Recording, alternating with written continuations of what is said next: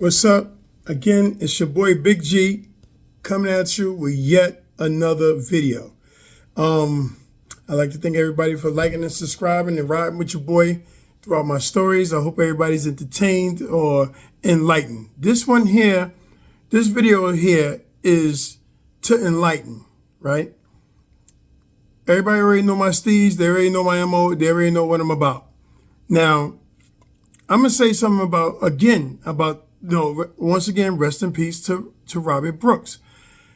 One of the disturbing things that I heard about this whole situation, because I was a correctional officer and I know how correctional officers get down. Like, a lot of people get on these podcasts and a lot of people get on these, have their pages, and I applaud everybody. And I'm not saying I'm no better than anybody, but my page is coming from a different angle, right? Coming from a person who was an officer and an inmate. So I get to see both sides of the spectrum. Now, with these officers, right?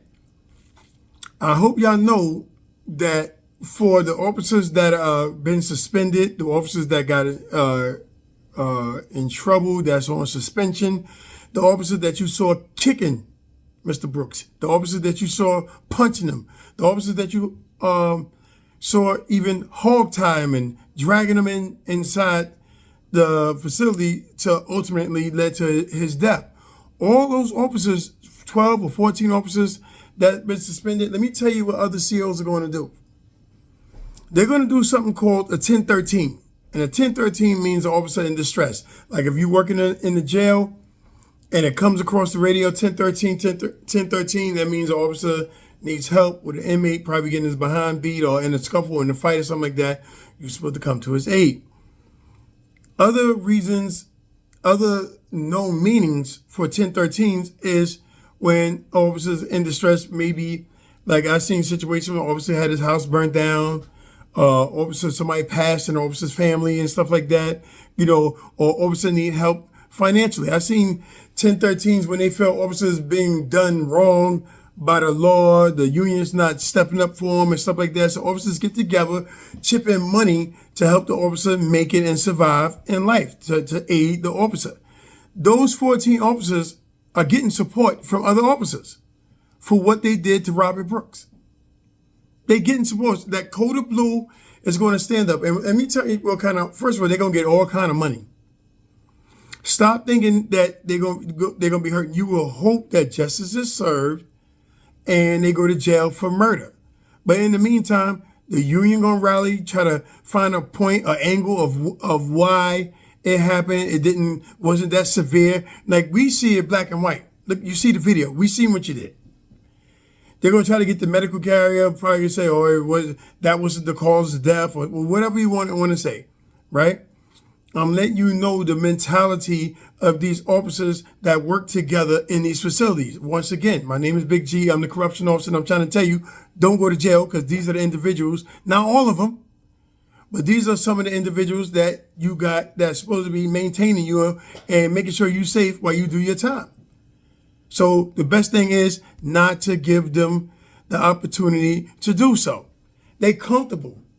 These guys was on body cam, knowing that they mans or their partners or whoever, the rules said in transport, they got the body cams on. One thing I'm going to suggest, because gloves is off. I'm not going to play with these cats. You should have officers have body cams on throughout the prisons, just like the police gotta wear their body cams as part of their uniform. Implement that. Spend money up on that. Y'all improving everything else? Improve that. Prison reform. Have the officers have body cams on at all times when they're in the facility, especially when they get into altercations with inmates. You know what I'm saying? So this will stop, maybe slow down some of the beatings, because I'm going to let you know, as an officer, every officer, trust me, every officer in the jail know the blind spots. Sure, right now they're getting up to date right now, and they're putting cameras all over the place, and officers can't do what they used to do, but every officer know that if they want to tighten an inmate up or beat an inmate or abuse the inmate, they know where to take them and what to do. Straight like that. It ain't no secret. I'm just saying, one of the craziest things I heard about this situation is that one of the reasons why this man got murdered is they was doing something called the George Floyd challenge. Y'all know, like on TikTok and, they got this challenge or that challenge, this kind of funny dance or something like that. Well, these officers, these white officers had something called the George Floyd challenge. What are in details? I don't know. Beating him, putting their knee on his neck, or whatever the case may be, like that ended George Floyd's life. They had something going around called the George Floyd challenge, which they performed on this gentleman, Robert Brooks, which ultimately led to his demise.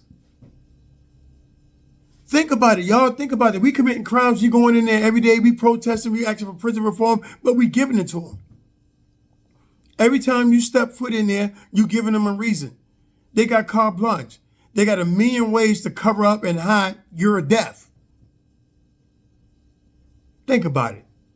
How sick you got to be to have a George Floyd challenge. That means they compete with one another to see about how they can abuse black inmates. Yeah. Who can do it the best? Who can step on an inmate's neck the best or abuse them? Y'all seen the video? I mean, I'm not saying I'm crazy. The George Floyd challenge in corrections. That was police officers who did it. So what do they do? Are they abusing inmates, putting it on videos, showing it amongst only COs to see who did it the best? Y'all better get together out here. They supporting these guys who did this to this young man. And one of the reasons they did it is because of the George Floyd challenge. And we all know, rest in peace, George Floyd, what happened to him too. So while you out there robbing, stealing, and killing, black on black crime, doing it to each other and everything, think about that. And for the fellow correction officers who didn't participate, that's going to take your hard-earned money and contribute to the 1013 that's going to help these gentlemen pay their bills, help their family, and all that stuff after what they did. Think about what you're doing. Think about what role you playing with them black, white, green, or indifferent, even if you're not racist, even if you just turned your head and didn't have nothing to do with it. That's still doing something because you didn't say nothing. You didn't step up to say nothing. And y'all probably heard about this George Floyd challenge that's probably going on in a bunch of prisons. So no matter where you go, there's correction officers with this mentality that they're going to help put money together for these individuals to help them make it. And they want the union to come up with an angle that's going to get them off from murdering this young man. It's your boy, Big G. Love me or hate me, I'm going to keep it a buck with you at all time. And I'm out. I'm telling you, stop doing stupidness to break into prison, because when you're in there, I'm just saying, we got to wake up. We got to wake up and we got to do better. It's your boy, Big G.